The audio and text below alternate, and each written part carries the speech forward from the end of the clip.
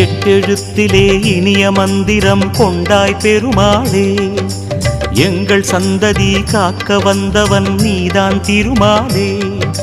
கஷ்டம் நீக்கிடும் கருணை தெய்வமே கலியுக பெருமாளே, காலம் காலமாய் காவல் தந்திடும் கோகுல திருமாலே.